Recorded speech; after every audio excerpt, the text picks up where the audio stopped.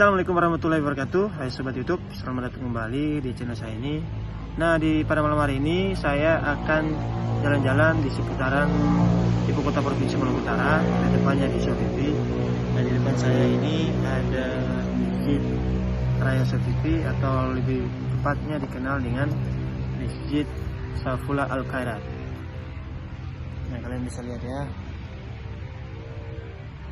Nah, ini masjid kebanggaan kami, masyarakat provinsi Maluku Utara ya. Di suasana malamnya seperti ini ya, kalian bisa lihat ya.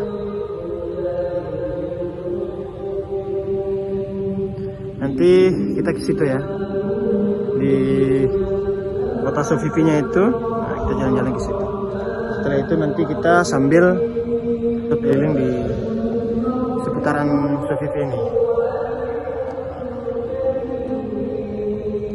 Jadi pada malam hari ini memang cuacanya lagi tidak bersahabat ya. Ini sebentar lagi sudah mau hujan ya.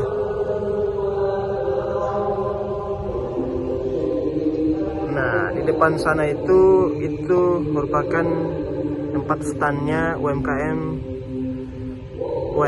yang ada di Provinsi Maluku Utara ya. Oke, kita jalan ya.